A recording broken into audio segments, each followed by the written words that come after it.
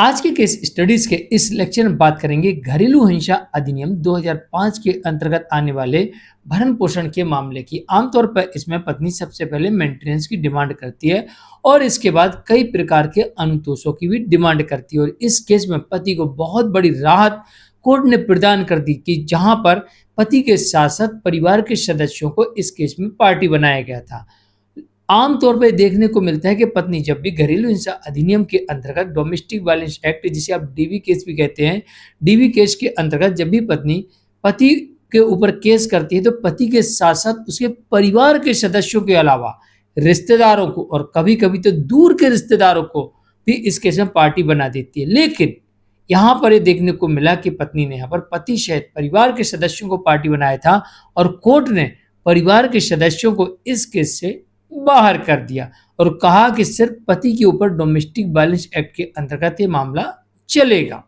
तो चलिए आज के इस स्टडीज के इस लेक्चर में एक ऐसा जजमेंट आपके समक्ष रखते हैं जहां पर पति को कोर्ट की तरफ से बड़ी राहत प्रदान की गई और सुप्रीम कोर्ट के उन रेफरेंसों का भी आपको नाम बताएंगे जिनके अंतर्गत ये राहत कोर्ट ने पति और उसके परिवार को देती है। जय जिनेंद्र, अंकेश जैन। वीडियो को लाइक और शेयर कर दीजिए और इस तरह के जजमेंट्स का पैकेज पाने के लिए जिसमें लगभग आपको 200 जजमेंट्स मिलते हैं, किसी जानकारी के लिए दिए गए नंबर पर आप हमें संपर्क कर सकते हैं। चलिए शुरुआत करते हैं। दरअसल इस मामले में देखने को मिलता है कि जहां की घरेलू हिंसा के मामले में दावा मात्र पति के विरुद्ध किया गया था। अब पत्नी कह रही थी मुझे मेरा पति के पास स्त्री धन रखा वो दे दो, मुझे पति घर में रहना है जगह दे दो, मुझे पति से जान का खतरा है मुझे बचा लो।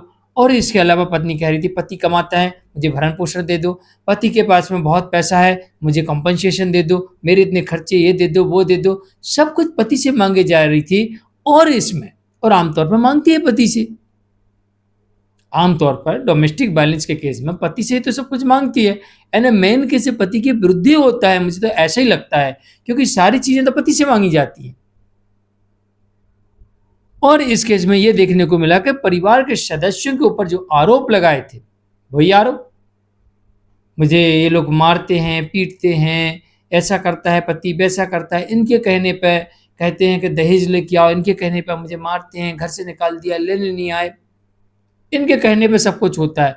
ये परिवार के जो लोग हैं ना ये मेरे पति को उकसाते हैं, इस कारण से ये मेरा पति मुझे लेने नहीं आता है, प्यार नहीं करता है, शारीरिक संबंध नहीं बनाता है, ऊपर से मारता है पीटता है, दहेज मांगता है, तमाम प्रकार के आरोप हो सकते हैं। तो इस केस में यही कहा गया है कि परिवार के सदस्यों के विरुद्ध कोई भी ऐसा सीधा आरोप नहीं था कि भाई ये सास ने मारा, देखो ये गाल फूला है, देखो ससुर ने डंडे से मारा सिर फूटा है, ये मेडिकल है, ऐसा कोई आरोप नहीं था। बस वही आरोप थे जो आमतौर पर जनरल आरोप लगाए जाते हैं। और यहाँ पर सबसे बड़ी बात ये आ रही है कि पत्नी ये कह रही है कि ये लोग उकसा रहे थे उसको पैसे मत देना, इलाज मत करवाना, उसको स्त्री धन मत देना, उसे घर में मत घुसने देना, उसको लेके मत आना, उससे दहेज मांगना, उससे कार मांगना, गाड़ी मांगना, पैसा मांगना। ये यहाँ पर कह रही पत्नी कि ये लोग उकसाते थे मेरे पति को, इसलिए मेरा पति मेरे साथ क्रूरल्टी करता था।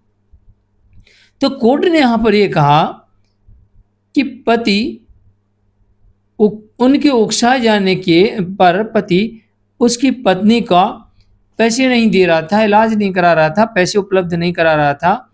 और ये भी यहाँ पर कहा गया कि दायित्व को अस्वीकार कर रहा था, यानी पति अपने पति धर्म का पालन नहीं कर रहा था। पति पत्नी को पैसे नहीं दे रहा था, उसका इलाज नहीं करा रहा था और खर्चे के लिए पैसे नहीं दे रहा था, कहीं घुमाने फिराने ले जाता था, फिजिकल रिलेशन नहीं बनाता था। मतलब यहाँ पर कहा गया पति अपने दायित्वों का निर्वहन नहीं कर रहा था।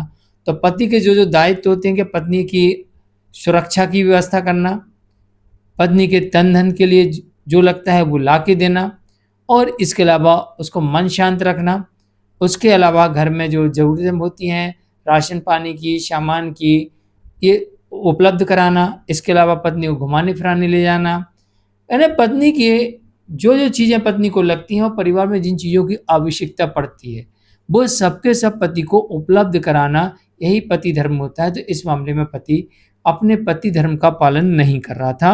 यहाँ लिखा हुआ है कि दायित्वों को अस्वीकार कर रहा था, दायित्व नहीं निभा रहा था। पत्नी कह रही थी मेरे को ये करवा दो, वो कर दो, मुझे इलाज करवा दो, पैसे दे दो, मुझे लेके जाओ, लेकिन पति ऐसा नहीं कर रहा था। पति कह रहा नहीं मैं नहीं करूँगा।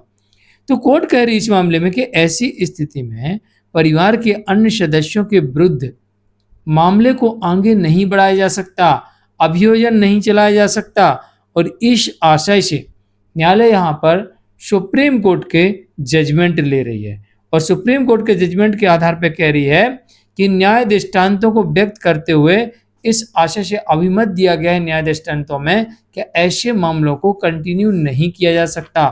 तो यहाँ पर सुप्रीम कोर्ट का एक जजमेंट है जो आता है एम अहमद और अन्य versus state of Andhra Pradesh. State of Andhra Pradesh का ये जजमेंट है जो सुप्रीम कोर्ट पहुंचा था और जो 2007 में आया था। 2007 के यानी कि आज से लगभग 19 साल पुराने जजमेंट पर कोर्ट भरोसा करती है और उसे उसमें लगाया जाता है, और उसमें जो पति के परिवार के लोगों को सदस्य बनाया था, इस केस में पार्टी बनाया था, उन्हें इस केस से बरी कर देती है। और जजमेंट आता है शबनम बेगम वर्सेस स्टेट ऑफ आसाम के मामले में। ये जजमेंट दिया गया है, गुवाहाटी हाई कोर्ट का जजमेंट है। तो जानकारी कैसे लगी कमेंट में जरूर लिखिए, वीडियो को लाइक शेयर कर दीजिए। मिलते हैं एक और केस स्टडीज़ के एक और लेक्चर में। आज के लिए इतना ही, नमस्कार। घरेलू हिंसा अधिनियम के जो सेक्शन है वो पति के ऊपर लगाए जाते हैं, तो उनमें से कौन सा सेक्शन क्या कहता है ये भी आपको जानकारी होना आवश्यक है। तो नोट कर लीजिए कि जो सेक्शन पत्नी लगाती है, पति के ऊपर भर भर के सेक्शन आते हैं। एक केस में 5, 7, 8, 10 सेक्शन देखने को मिल जाती है। तो इन सेक्शन में क्या क्या डिमांड की गई है। पहला सेक्शन बात करें जहाँ पर सेक्शन 17 है, जो ये कहता है कि shared household right to resident उपलब्ध कराना। दूसरा सेक्शन यहाँ पर आता है 18 संरक्षण न प्रोटेक्शन का आदेश न्यायालय से लेना, सुरक्षा प्रदान करना। 19वां सेक्शन यहाँ पर आता है 19 सेक्शन लगा हो तो निवास का यानी कि मैट्रिमोनियल हाउस है उस घर में पत्नी रहने की जगह मांग रही है। अगर 20 नंबर का सेक्शन लगा हुआ है तो इसका मतलब ये होता है मॉनेटरी रिलीफ, आर्थिक अनुतोष, यानी पैसे की डिमांड पत्नी कर रही, सरल शब्दों में कहें तो। और साथ में अगर 21 है तो वो कह रही कि मुझे जो मेरे बच्चे हैं पति के पास वो मुझे दिए जाएं, उनसे मिलने की परमिशन दी जाए, बच्चे मुझे हैंड ओवर किए जाएं, यानी कि बच्चों की कस्टडी का ये सेक्शन होता है, कस्टडी दिलाई जाती है इसमें। और अगर सेक्शन 22 लगा हुआ है तो प्रतिकर का आदेश, यानी कंपनसेशन डिमांड कर रही कि भाई इस वजह से मुझे पति से इतना कंपनसेशन दिलवाया जाए। अगर 23 आपको सेक्शन देखने को मिलता है तो जितने भी सेक्शन लगे हुए हैं पत्नी ये कह रही है इसमें कि तत्काल प्रभाव से न्यायालय इनमें रिलीफ दे, यानी कुछ आदेश कर दे, कुछ नहीं तो कम से कम भरण पोषण का आदेश तो कर दे, इंटरिम आदेश तो कर दे। तो पत्नी यहाँ पर ये कह रही, इसका मतलब ये होता है। और अगर इसमें 19(8) का उपयोग किया गया है, 19 क्लॉज 8 का, तो स्त्रीधन पत्नी मांग रही है तो इसमें स्त्रीधन की डिमांड भी कर सकती है। और अगर आपने जो इंटरिम था वो नहीं दिया, इंटरिम का आदेश हो गया, पैसा नहीं दिया, तो अब पत्नी आपके विरुद्ध एक और सेक्शन लगाएगी, उसका एप्लीकेशन यहीं पर लगा देगी इसी कोर्ट में, सेक्शन 20 क्लॉज 4 का ये लगा के, और वो आपसे कहेगी, वो कहेगी हुजूर से कहा हुजूर मेरा पैसा दिलवाया जाए। और जब आप पैसा नहीं दोगे तो फिर इसमें सेक्शन 31 प्रयोग करेगी और इसमें कहेगी इसको जेल में डाल दो। तो ये सेक्शन आपके विरुद्ध जब पत्नी इस्तेमाल करती है। और इसमें एक अपील का सेक्शन होता है जो सेशन में उपयोग किया जाता है, वो होता है 29। और अगर आप चाहते हैं कि इसमें इस केस को डिसमिस कराना है तो आप भी यहाँ पर सेक्शन का 25 क्लॉज 2 का उपयोग कर सकते हैं और सेशन में 29 का। हाई कोर्ट के लिए 528 BNSS का। तो ये ध्यान रखिए कि जब भी आपके ऊपर कोई भी केस आता है तो उस केस में लगाए गए सेक्शन का मतलब क्या होता है ये भी आपको जानना जरूरी होता है।